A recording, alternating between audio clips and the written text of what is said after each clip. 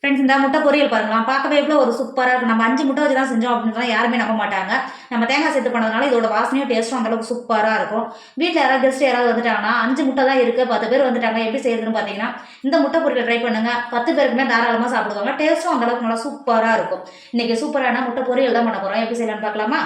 Hi friends, welcome to Kerala சமையல். இன்னைக்கு கேரளா சமையலில் முட்டை பொரியல் தான் பண்ண போகிறோம். வாங்க எப்படி செய்யலாம்னு பார்க்கலாம். முட்டை பொரியல் பண்ணுறதுக்கு அடுப்பில் ஒரு இரும்பு கடாயை வச்சுக்கோங்க.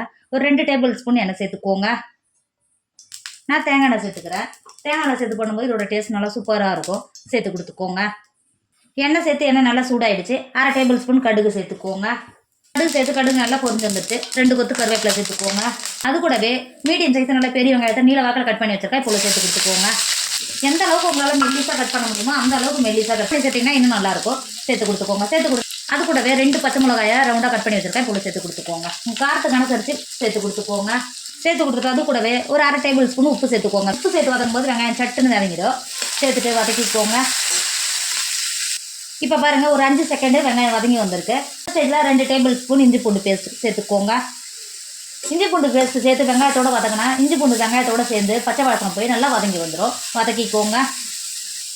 இப்போ பாருங்கள், வெங்காயமும் இஞ்சி பூண்டு பேஸ்ட்டும் சேர்ந்து நல்லா வதங்கி வந்திருக்கு. இப்போ நம்ம மசாலாலாம் சேர்த்துக்கலாம்.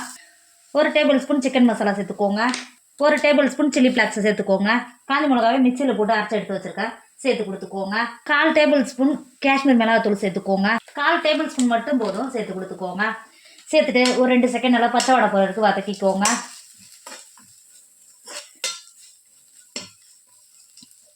இப்போ பாருங்கள், ஒரு 10 நிமிஷத்துலேயே நம்ம சேர்த்தா மசாலாவோட பச்சை வடையெல்லாம் போயிடுச்சு.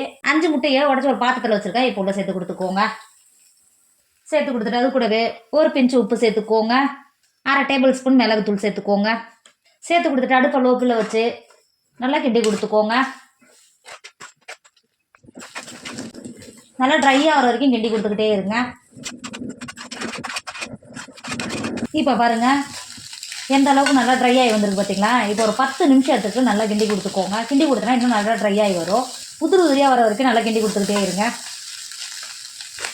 இப்போ பாருங்கள், எந்த அளவுக்கு நல்லா உதிரியாக வந்திருக்கு பார்த்தீங்களா? நல்லா ட்ரை ஆகி வந்திருக்கு. இப்போ இந்த ஸ்டேஜில் 1/2 மூடி தேங்காய் நல்லா துருவி எடுத்து வச்சுருக்கேன். இப்போ உள்ளே சேர்த்து கொடுத்துக்கோங்க. இந்த மாதிரி நீங்கள் முட்டை பொரியல் பண்ணும்போது இதோட டேஸ்ட் அந்த அளவுக்கு நல்லா சூப்பராக இருக்கும். சேர்த்து கொடுத்துக்கோங்க. சேர்த்து கொடுத்துட்டு முட்டையோடு சேர்த்து நல்லா கலந்து கொடுத்துக்கோங்க. கலந்து கொடுத்துட்டு ஒரு 10 நிமிஷத்துக்கு கை விடாமல் கலந்து கொடுத்துக்கோங்க. நீங்கள் எந்த அளவுக்கு நல்லா கலந்து கொடுக்குறீங்களோ தேங்காவோட முட்டையும் சேர்ந்து நல்லா ட்ரை ஆகி வரும். அடுப்பை லோப்பில் வச்சுக்கோங்க. இப்போ பாருங்கள், நம்ம சேர்த்தா தேங்காவும் சேர்த்து நல்லா ட்ரை ஆகி வந்திருக்கு பார்த்தீங்களா? இப்போ நல்லா கிண்டி கொடுத்துட்டு 1/2 டேபிள் ஸ்பூன் மிளகுத்தூள் சேர்த்துக்கோங்க. டேஸ்ட்டும் வாசனையும் நல்லாயிருக்கும். சேர்த்து கொடுத்துக்கோங்க. சேர்த்து கொடுத்துட்டு இன்னொரு டைம் நல்லா கிண்டி கொடுத்துக்கோங்க. கிண்டி கொடுத்துட்டு லாஸ்ட்டாக உங்களுக்கு கொத்தமல்லி இருந்தால் சேர்த்து கொடுத்துக்கோங்க. என்கிட்ட இல்லை. கிண்டிட்டு வேறு ஒரு பாத்திரத்துக்கு மாற்றிக்கோங்க.